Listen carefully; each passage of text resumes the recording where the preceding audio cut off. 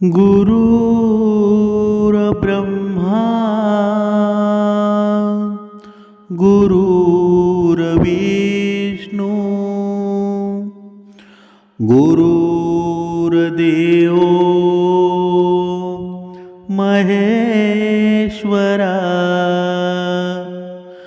सद्गुरु साक्षात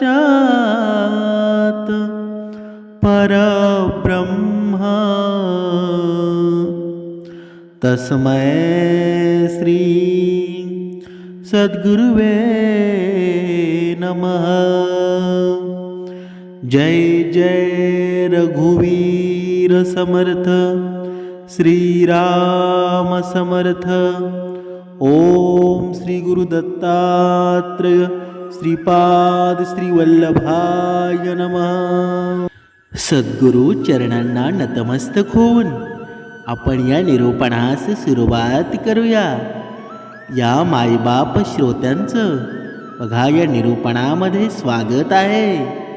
दत्त जयंतीचे बघा दिवस आता चालू होणार आहेत। दत्त गुरूंची जयंती बघा, या जयंतीचे या भक्ताला वेध लागलेले आहेत।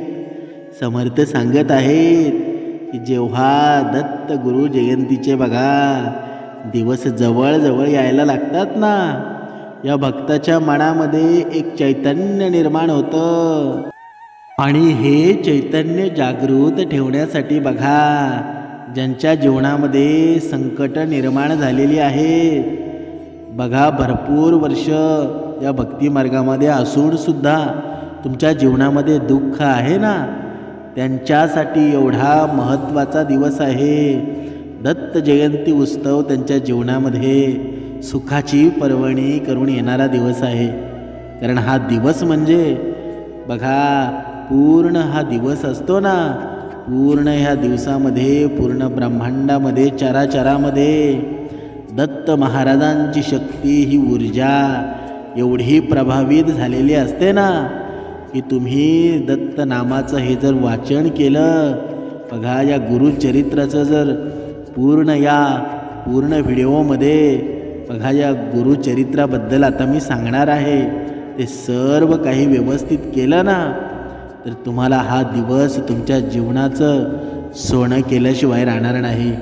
एवढा महत्त्वाचा दिवस आहे। कारण दत्त बघा या दत्त जयंतीच्या दिवशी बघा दत्त महाराज एवढे जागृत असतात ना, कणाकणामध्ये सामावलेले असतात। कधी तुम्हाला बघा कधी तुमच्यावर कृपा आशीर्वाद करतील ना, याचा काही भरोसा नाही। म्हणून हा दिवस या मानवासाठी खूप मोलाचा दिवस आहे आणि खूप महत्त्वाचा दिवस आहे आणि याचा फायदा प्रत्येकानं घ्यावा हीच श्रींची इच्छा बघा। म्हणून समर्थ सांगत आहेत की या दिवशी आपल्याला काय करायचं आहे ते बघा। मार्गशीर्ष पौर्णिमेच्या दिवशी मृग नक्षत्रावर सायंकाली दत्त महाराजांचा जन्म झाला। म्हणून त्या दिवशी दत्त महाराजांचा जन्मोत्सव सर्व दत्त क्षेत्रामध्ये साजरा होत असतो बघा। पूर्वीच्या काळी भूतळावर स्थूळ सूक्ष्म रूपात आसुरी शक्ती मोठ्या प्रमाणात वाढल्या होत्या। त्यांना दैत्य म्हटले जात असे। देवगणांनी त्या आसुरी शक्तीचा बघा नष्ट करण्यासाठी केलेले प्रयत्न असफल झाले होते। आसुरी शक्तींनी बघा देवगणांवर बघा पराक्रम केला होता। तेव्हा ब्रह्मदेवाच्या आदेशानुसार बघा ब्रह्मदेवांनी आदेश दिला आणि वेगवेगळ्या ठिकाणी वेगवेगळ्या रूपांमध्ये दत्त देवतेला अवतार घ्यावा लागला। त्यानंतर दैत्य नष्ट झाले आणि तो दिवस होता दत्त जयंती म्हणून साजरा करतात बघा। दत्त जयंतीला दत्त तत्व हे पृथ्वी तलावर नेहमीच्या तुलनेने 1000 पटीने कार्यरत असतं बघा। हा दत्त जयंतीचा दिवस असतो ना बघा, त्या दिवशी या भक्ताने काय करावं आणि काय केल्याने दत्त महाराज आपल्या जवळ येतील हे खूप महत्त्वाचं आहे। बघा हा दत्त जयंतीचा जो दिवस असतो त्या दिवसामध्ये दत्त शक्ती एवढी बघा प्रबळ झालेली असते, एवढी आपण जेवढं नामस्मरण त्या दिवशी करू ना तेवढं बघा परमेश्वराच्या सानिध्यामध्ये आपण जाऊ. कारण हे दत्त महाराज एवढं भोलं दैवत आहे ना. बघा जो भक्ती करत नाही त्याला सुद्धा सुख देतं, एवढं भोलं दैवत आहे. बघा या दिवशी दत्ताची मनोभावे उपासना केल्यास दत्त तत्वाचा जास्तीत जास्त लाभ मिळण्यास मदत होते. बघा पुढे श्री गुरुचरित्र हा ग्रंथ आहे ना अत्यंत प्रासादिक आहे. संकल्पपूर्तीसाठी श्री गुरुचरित्र वाचनाची पद्धत आहे. त्याचप्रमाणे वाचन पारायण व्हावं या ग्रंथाला पवित्र वेद समजतात. बघा म्हणून या ग्रंथाचे पारायण कठोर नियमाने करावं, याचे नियम या ग्रंथातच दिलेले आहेत. बघा हा ग्रंथ कसा आहे. बघा हा ग्रंथ 7 दिवसाच्या सप्ताहातच नाहीतर 3 दिवसाचा पूर्ण करावा असा नियम आहे. म्हणून श्री गुरुचरित्र 7 दिवसामध्ये वाचायचा. बघा वाचायचा असल्यास दर दिवशी वाचण्यासाठी असलेल्या 53 अध्यायपोथीतील क्रम असा आहे. बघा अशा संकल्पपूर्ततेसाठी गुरुचरित्र सप्त वाचनाचे अनुष्ठान निश्चित फळदायी ठरते असा अनेक वाचकांचा आणि साधकांचा अनुभव आहे. या दृष्टीनं अनुष्ठानाच्या काळात पाळायचे सामान्य संकेत आणि नियम काय. बघा ते नियम आपण पाहूया. श्री गुरुचरित्र 3 दिवसात वाचायचे असेल तर पहिल्या दिवशी 24 पूर्ण, दुसऱ्या दिवशी 37 पूर्ण व तिसऱ्या दिवशी 53 पूर्ण अध्याय असा क्रम ठेवावा. एका दिवसामध्ये समग्र श्री गुरुचरित्र वाचणारेही साधक आहेत. पोथी वाचताना गुरुवारी मृत संजीवनीचे अध्याय वाचू नये आणि सर्वसाधारणपणे श्री गुरुचरित्र वाचनाचा प्रारंभ शनिवारी करून शुक्रवारी समाप्ती करावी. कारण शुक्रवार हा श्रीपाद श्रीवल्लभ यांचा निजानंद गमनाचा दिवस असतो. अन्यथा भक्तिभावाने केव्हाही वाचाय तरी हरकत नसतं, पण मुहूर्त वार बघण्याची गरज नसते. मात्र पोथी वाचताना सोवळे जरूर पाळावेत. बघा पोथीला अनन्यसाधारण महत्त्व आहे म्हणून पोथीचे सोहळे पाळावेच लागतात. बघा अंतर्बाह्य शुचिभूतता राखून या ग्रंथाचं वाचन करावं. सप्ताह करण्यासाठी एकांत स्थळ निवडावं. वाचनासाठी ठराविक वेळ, ठराविक दिशा व ठराविक जागाच असावी. कोणत्याही कारणास्तव यात बदल होऊ देऊ नका. वाचनासाठी नेहमी दत्तमूर्तीसमोर पूर्वाभिमुख वा उत्तराभिमुख बसावे. दत्तमूर्ती नसल्यास पाटावर संपूर्ण अक्षता ठेवून त्यावर सुपारी ठेवावी आणि तिथे महाराजांचं आवाहन करावं. सोबत आपल्या उजव्या बाजूला एक रिक्त आसनही अंथरून ठेवावं. सप्ताह वाचनापूर्वी विधियुक्त संकल्प सोडावा. वाचन हे नेहमी एका लयीत शांत सुस्पष्ट असं असावं. बघा उरकण्याच्या दृष्टीनं उच्चार भ्रष्टता होऊ नये. चित्त अक्षरातून व्यक्त होणाऱ्या अर्थाकडं असावं. वाचनाच्या काळामध्ये मध्येच आसनावरून उठू नये किंवा दुसऱ्याशी बोलू नये. सप्ताहात केवळ हविषान्न घ्यावे. हविषान्न म्हणजे दूध भात. बघा त्यामध्ये मीठ, तिखट, आंबट, दही, ताक वर्ज, साखर घ्यावी. गूळ घेऊ नये. गव्हाची पोळी, बघा चपाती, तूप, साखर घेता येते. सप्ताहाचे 7 दिवस नित्य प्रातकाळी काकड आरती, संध्याकाळी प्रदोषारती व रात्री शेजारती करावी. दुपारच्या महापूजेत पोथीची पूजा करताना शक्य असेल तर महानैवेद्यामध्ये घेवड्याची भाजी असावी. रात्री देवाच्या सानिध्यात चटईवर अथवा पांढऱ्या धाबळीवर झोपावं. झोपताना डाव्या कुशीवर झोपावं, म्हणजे संकल्पपूर्तीच्या दृष्टीने संदेश ऐकू येतात. बघा, हे खूप महत्त्वाचं आहे. आपण जर डाव्या कुशीवर झोपलो ना, तर दत्तगुरूंचे बघा संकल्प असतात ना, संदेश असतात, ते आपल्या कानी ऐकू येतात. अशा श्रद्धेनं अनुष्ठान करणाऱ्यांचा अनुभव आहे. बघा, सप्ताह पूर्ण झाल्यानंतर 7व्या दिवशी, शक्य तर 8व्या दिवशी सुपारीतून श्री दत्तात्रयांचं विसर्जन करावं आणि नैवेद्य आरत्या करून भोजनात सवाष्णू बघा ब्राह्मण सांगून सांगता करावी. महानैवेद्यामध्ये शक्यतो घेवड्याची भाजी असावी. विशिष्ट संकल्पांच्या पूर्तीसाठी श्री गुरुचरित्र सप्ताहाचे वाचनाचे अनुष्ठान निश्चित फलदायी ठरेल. प्रत्येक जीवाच्या मनामध्ये एक प्रश्न की आपण दत्तनाम का घेतो बरं, त्याची गरज काय? बघा, मुळातच आपण अवधूत चिंतन श्री गुरुदेव दत्त असं का म्हणतो?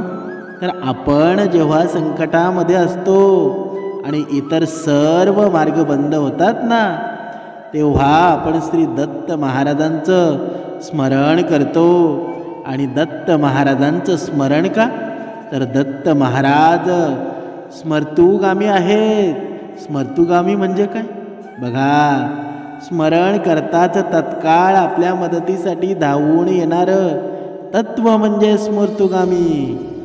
बघा, या जगामध्ये अन्य कुठल्याही तत्वाला स्मर्तुगामी म्हणत नाहीत. आणि म्हणून दत्त महाराज हे लवकर पावणारे दैवत आहेत. काही जण विचारतील की आम्ही कुणाची सेवा करू? तर याचं उत्तर खूप सोपं आहे. ज्या देवतेचे स्मरण करताच तुम्हाला शहारे अंगावर येतात, डोळ्यात अश्रू येतात, तुमच्या अपूर्णतेला एक प्रकारची पूर्णत्वाची जाणीव होते, तर समजून घ्या की त्या देवताची आराधना तुम्ही करावी. दत्त महाराज बघा आणि समर्थ एकच आहेत ना.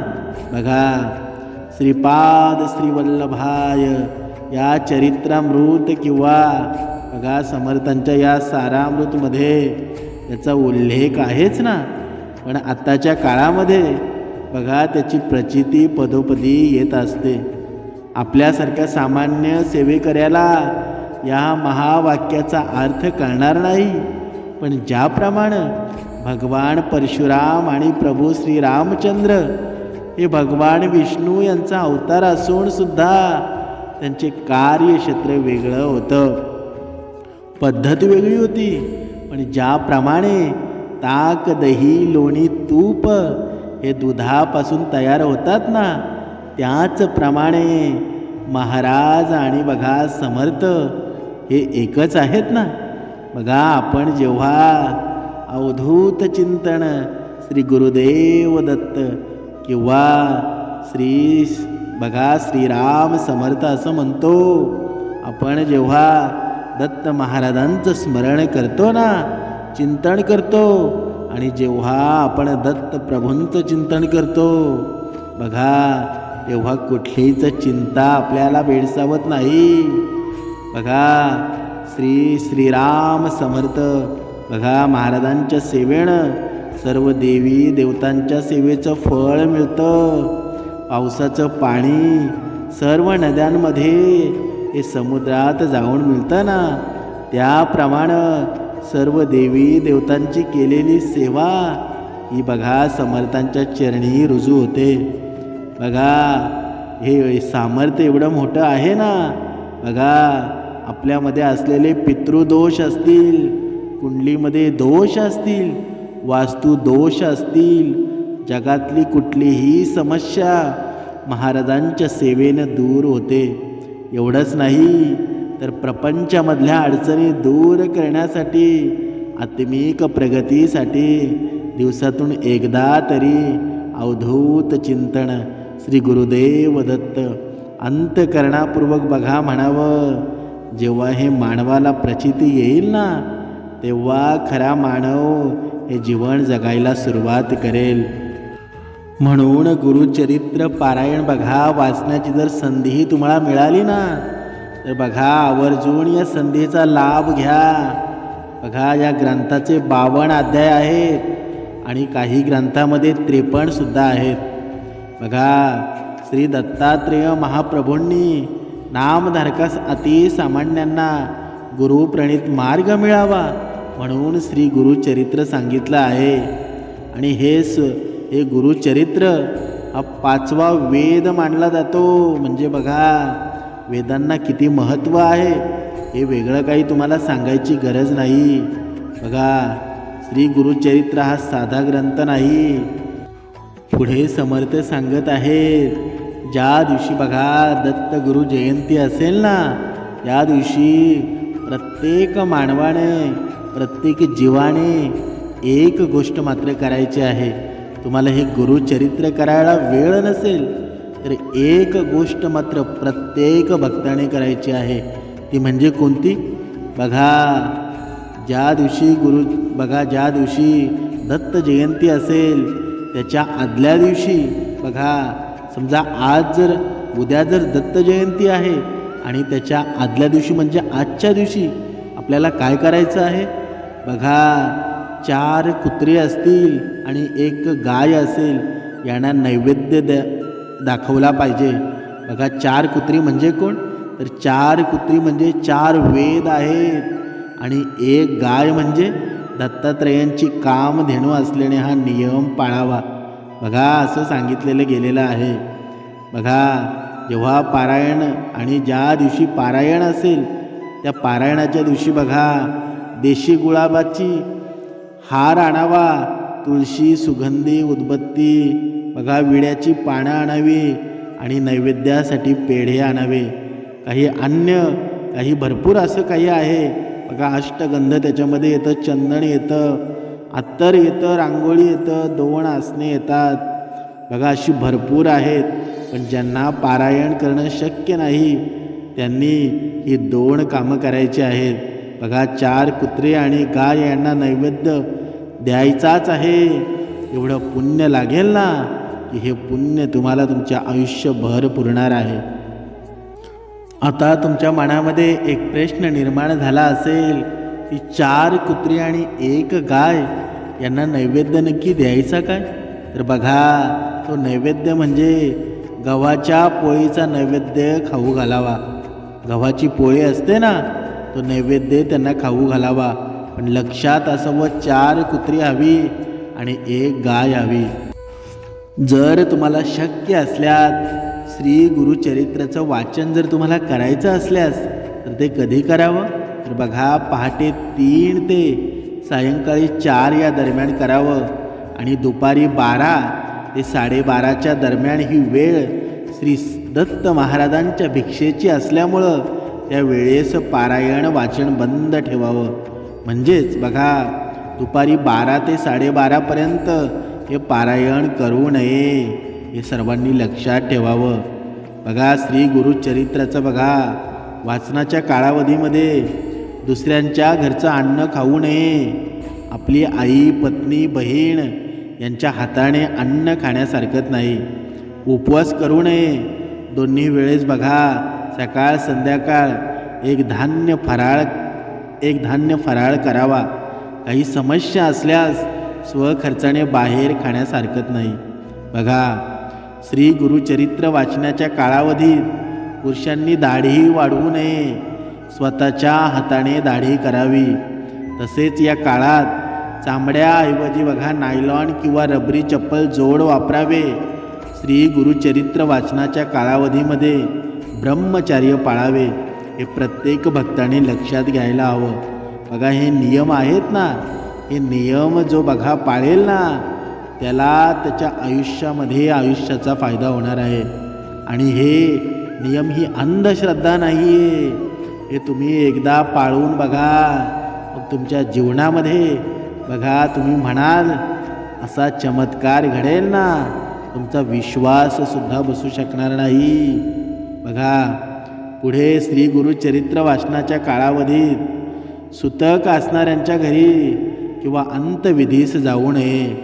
स्वतःच्या कुटुंबात जर सुतक आले तर अशा वेळेस श्री गुरुचरित्र पारायण दुसऱ्यांकडून पूर्ण करावे.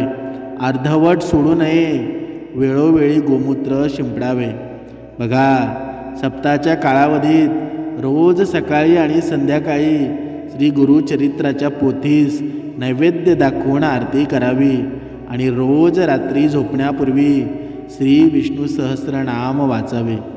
बघा, समर्थ या भक्ताला सांगत आहेत की जर या मनुष्याने, बघा हे सद्गुरु चरित्र आहे ना, हे गुरुचरित्र आहे, हे जर पारायण केलं ना तर बघा, ज्यांचा बघा धंद्यामध्ये लॉस झालेला आहे, ज्यांच्या जीवनामध्ये दुःख निर्माण झालेलं आहे, ज्यांच्या जीवनामध्ये बघा सुख येत नाही, धनाची कमतरता आहे, एकदा तरी हे गुरुपारायण बघा, एकदा तरी करून बघा. कारण जे 4 वेद आहेत ना, ते 4 वेदांचं जेवढं सामर्थ्य आहे, हे 5वं वेद म्हणून ह्या पारायणाकडं पाहिलं जातं. म्हणून माणसाच्या जीवनामध्ये प्रत्येकानं हे करावं.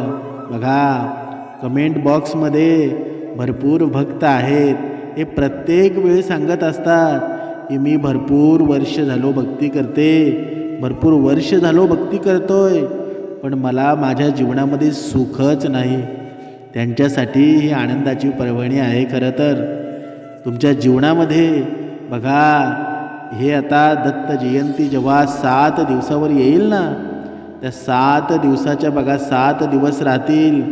त्या दिवसापासून बघा तुम्ही या दत्त नामाची सुरुवात करा. आणि जर आयुष्यभर जर केली तर तुमच्या जीवनामध्ये बघा, तुम्ही जोपर्यंत तुम्ही पहाटे उठून दत्त नामाचा हा महिमा तुमच्या वैखरीतून हे जप करत नाही ना, तोपर्यंत तुम्हाला दत्त नाम काय आहे, दत्त गुरु काय आहेत ते कळणार नाही. हे कळण्यासाठी तुम्हाला बघा उपासना करावीच लागेल आणि ह्या उपासनेशिवाय काहीही शक्य नाही. पण हे दत्त गुरु जयंती या दिवशी बघा आपला हा दिवस एवढा श्रेष्ठ काय, प्रत्येक दिवस श्रेष्ठच असतो. ते आपल्यावर आहे की आपण परमेश्वराचं नाम किती घेतो. पण या माणसाच्या आयुष्यामध्ये ही दत्त जयंती हा दिवस श्रेष्ठ का मात्र, कारण या दिवशी दत्त महाराज सर्वत्र ठिकाणी कणाकणामध्ये बघा निर्माण झालेले असतात. तुम्ही जिथे नाव घ्याल ना, तिथे तुमच्या अवतीभोवती तुम्हाला दत्त महाराजांचं रूप दिसू लागेल, दत्त महाराजांचा साक्षात्कार घडू लागेल. पण बघा, या दिवशी हे जेवढं काही सांगितलेलं आहे ना, ते सर्व करा आणि जास्तीत जास्त भक्तांनी हे पारायण कराच. ज्यांच्या जीवनामध्ये दुःख आहे ना, ज्यांच्या जीवनामध्ये एवढी संकट निर्माण झालेली आहेत ना, त्यांचा नाश नक्कीच होणार आहे. आणि हे ज्यांच्या जीवनामध्ये वर्षानुवर्ष भक्ती करूनसुद्धा काही फरक पडत नाही आहे, त्यांनी हे पारायण करावंच. आणि हे पारायण करतावेळी सर्व गोष्टींचा बघा या उपाययोजना सांगितलेल्या आहेत, त्यांचा योग्य वापर करून हे पारायण बघा अंतिम स्थानी न्यावं. बघा, तुमच्या जीवनामध्ये धनलाभ झाल्याशिवाय राहणार नाही, तुमचं जीवन सुखी झाल्याशिवाय राहणार नाही. कारण हा विश्वास बघा, हा विश्वास भरपूर भक्तांचा आहे. जे भक्तांनी हे पारायण केलं आहे त्यांना सर्वांना माहीत आहे या दत्त नामाची महिमा किती आहे. हे या वैखरीतून सांगण्यासारखं एवढं सोपं नाही. समर्थ सांगत आहेत की ज्या घरामध्ये दत्त नामाचा बघा दत्त नामाचा गजर चालत असतो ना, त्या घरामध्ये भूत बाधा कधीच येत नाही, क्रूर शक्ती कधीच जन्म घेत नाही. तिथे फक्त परमेश्वराचं सावट असतं, परमेश्वराचं अस्तित्व निर्माण झालेलं असतं. जसं काही बघा कवच असतं ना, आपल्या घरावर ते संरक्षण करत असतं. वाईट शक्ती घरामध्ये निर्माण होत नाही. म्हणून आपल्या जीवनामध्ये जर तुम्ही तुम्हाला जर खरा अनुभव पाहायचा असेल तर या दत्त नामाची ख्याती एवढी आहे ना, तुम्ही सकाळी पहाटे उठून दत्त नामाचं जर पूजन, तुम्ही ही उपासना तुम्ही सकाळी उठून पहाटे रोज केली ना, तर बघा 1 महिन्याच्या आत तुमच्या जीवनामध्ये कसा बदल निर्माण होईल तुम्हाला कळणार सुद्धा नाही. पण फक्त माणूस ऐकण्यापुरतं श्रवण करतो, पण श्रवण झाल्यानंतर परत दुसऱ्या दिवशी तसाच वागतो. त्याचा काही अर्थ आहे का? आणि मग म्हणतो मी उपासना करतो, सर्व काही करतो, तरी सुद्धा मला फळ मिळत नाही. आणि परमेश्वर फळसुद्धा देतो. पण बघा, हे माणसाचं एक गोष्टीला माणसानं घाबरावं. परमेश्वर वेळोवेळी या माणसाला क्षमा करतो, पण तुमचे कर्म आहेत ना, ते कर्म तुम्हाला कधीही क्षमा करत नाहीत. कर्माचे बघा भोग भोगावेच लागतात. कारण बघा, कर्म म्हणजे देव नाही. देव तुम्हाला क्षमा करतो, पण कर्म बघा, कर्म तुम्हाला माफ कधीच करत नाही. जसे तुम्ही कराल ना तसं तुम्हाला भोगावं लागेल. म्हणून कोणतंही कार्य करताना या कर्मांना घाबरा. कारण कधी या शरीराची राख रांगोळी होऊन मृत्यू येईल सांगता येत नाही. म्हणून जोपर्यंत या शरीरामध्ये प्राण आहे ना, तोपर्यंत या मुखातून दत्त नामाचा संचार करा. दत्त नामाची ही किमया या मुखातून होऊ द्या. बघा तुमच्या जीवनामध्ये सर्व काही व्यवस्थित होतं की नाही. म्हणून बघा, आपण आता दत्त नामाचं थोडं भजन करूया. दत्त दिगंबराया हो समर्था मला भेट द्या हो. दत्त दिगंबराया हो स्वामी मला भेट द्या हो. हो दत्त दिगंबराया हो समर्था मला भेट द्या हो. दत्त दिगंबराया हो स्वामी मला भेट द्या हो. हो दत्त दिगंबराया हो समर्था मला भेट द्या हो. दत्त दिगंबराया हो स्वामी मला भेट द्या हो. हो स्वामी मला भेट द्या हो. समर्था मला भेट द्या हो. हो स्वामी मला भेट द्या हो. समर्था मला भेट द्या हो. दत्त दिगंबराया हो समर्था मला भेट द्या हो. दत्त दिगंबराया हो समर्था मला भेट द्या हो. दत्तगुरूंचं हे भजन ऐकून मनामध्ये एक ऊर्जा निर्माण झाली. आणि ही ऊर्जा जेव्हा आपल्या प्रत्येक मानवाच्या मनामध्ये रोज जेव्हा पहाटे जागृत होईल ना, बघा एकदा तरी प्रयत्न करून बघा. ही उपासना तुमच्या जीवनाचं भलंच करेल. आणि ही प्रत्येकानं करावी. तुमच्या जीवनामध्ये बघा, तुमच्या मनामध्ये कोणतीही प्रश्न असू द्या, कोणत्याही समस्या असू द्या, एकदा संकल्प करा. आणि त्या संकल्पपूर्तीसाठी, संकल्प प्राप्तीसाठी सज्ज व्हा. कारण या जीवनामध्ये या दत्त नामाशिवाय काही खरं नाही. कारण आजच्या या कलियुगातला मानव बघा किती दुःखामध्ये चालला आहे.